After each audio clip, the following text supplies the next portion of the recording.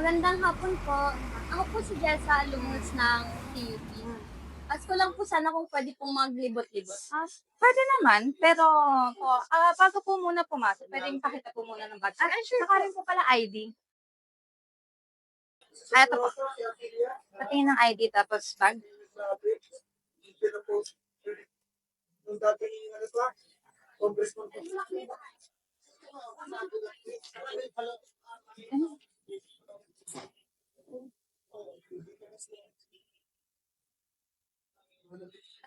Thank you po. Thank you po.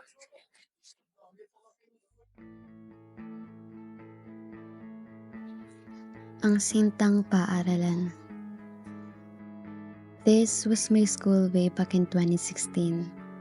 It was 9 years ago. Sobrang tagal na rin pala. Grabe ng pagbabago rito.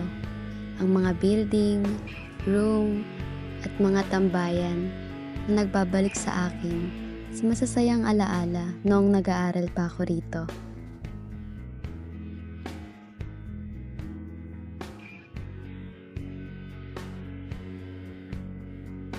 Mga pangyayaring may malaking halaga sa aking buhay.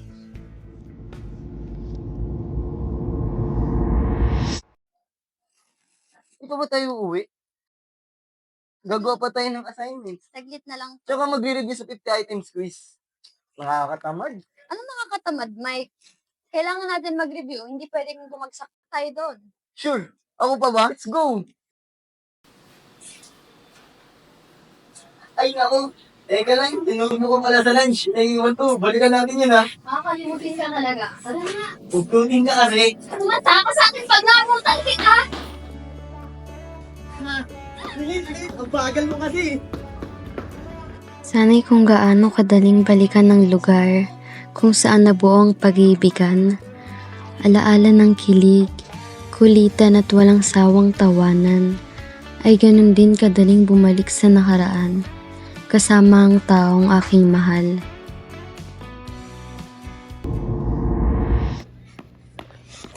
Lagot ka talaga sa akin pag nabutan kita!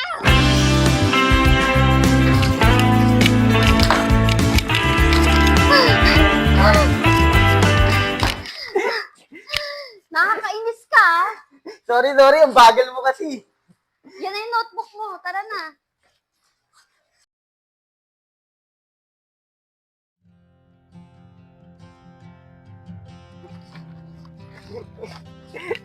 Visit ka. Ay, wait lang pala. May bibili na ako. Sure. Bilisan mo, ah. Hintayin kita dito. Sige.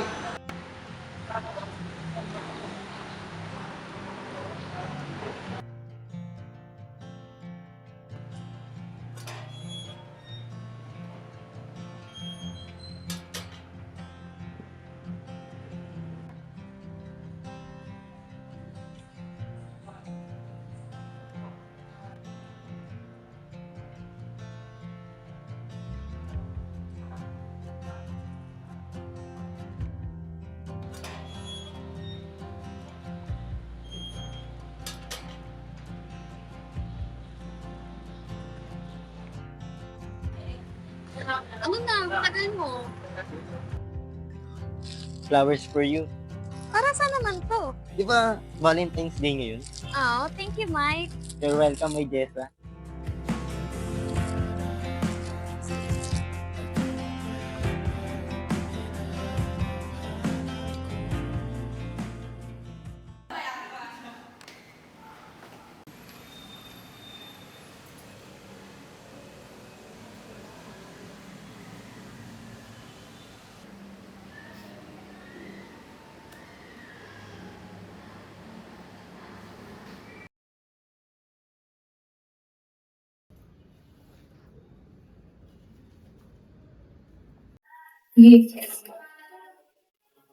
Nais ko sabihin pasalamatan ka dahil dahilan ka palagi at sa sumusuporta sa kahit anong gimmick. Nagawa ko. Kailan mo kaya ako sasagutin, no? Haha, joke lang. Alam ko talagang tayo tinatama. Pero, sasang-ayon ba ang tadhana sa pagmamahalan natin dalawa? Kung hindi man, sana akong forever. Siguro may taong nakalaan talaga para sa'yo.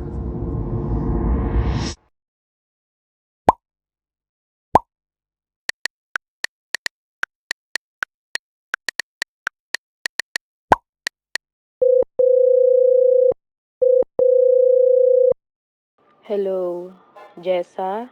Hello? Ikaw ba ang GF ng anak kong si Mike? Manliligaw pa lang po. Nililigawan pa lang po ako ni Mike. Bakit niyo po natanong? Patay na si Mike. Nandito kami ngayon sa hospital. Nasaksak siya kanina sa kanto malapit sa amin. Kinuha yung bag, tsaka yung cellphone niya. Tinawagan kita dahil sabi Pero, ng kaibigan niya ikaw yung Magkasama lang GF po kami niya eh. kanina.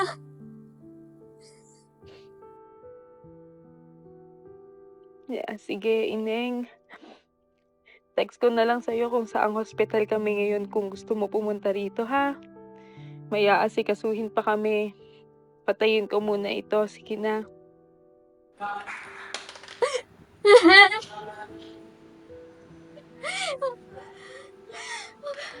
Magkasama lang kami kanina. Hindi na totoo.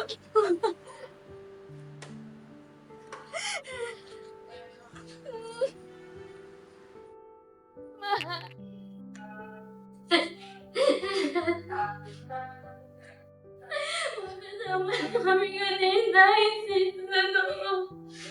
Mike. Mike.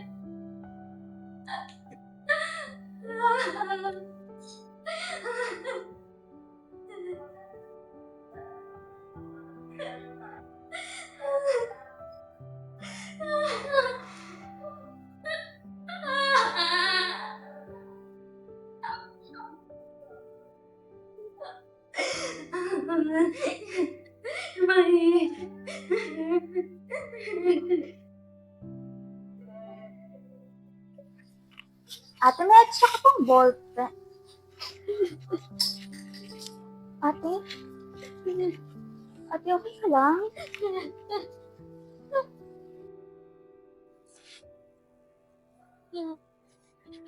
Wala na si Pai.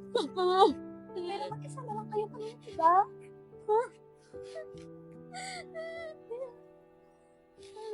Ate, dito lang ako, ate, ha? Dito lang. Dito lang ako.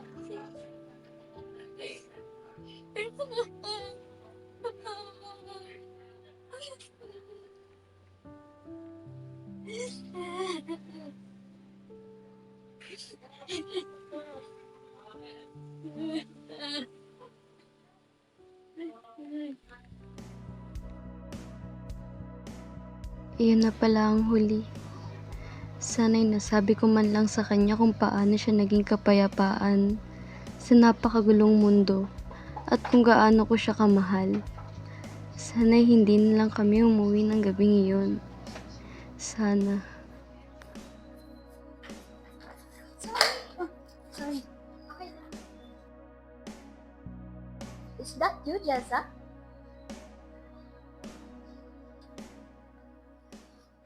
Mikey? So, ano palang ginagawa mo dito? Well, fortunately, I am one of the admins here. Dito na rin ako for good. Malungkot kasi sa ibang bansa eh. How about you, Jessa? Kumusta ka na? Ayos lang. Unti-unting kinakalimutan ng mga bagay-bagay. I'm sorry about what happened, Jessa. I was in the States and hindi rin naman ako makabalik agad since kakadating ko lang dun. Sorry kung wala ako sa tabi mo when you're leaving. Ayos lang yun. Wala namang may gusto na nangyari. Wala lang yun. Pero mas masakit pa rin nung binasted mo before kaligawan ni Mike.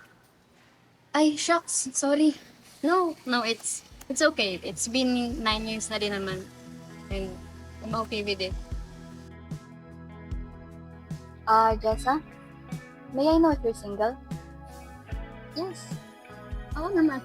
Great. Can we date? I mean, friendly date.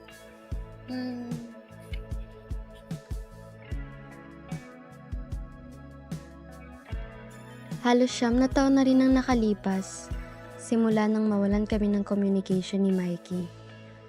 Bago pa mangyari ang trahelyang nangyari kay Mike, siya ang matalik kong kaibigan at kaklase. Hanggang sa umamin siyang nahulog na ang loob niya sa akin. Big lesson na siguro ang pagbasted ko sa kanya noon. Na napag-usapan na namin ngayon ang mga kaganapan sa aming buhay pagkatapos ng nangyari.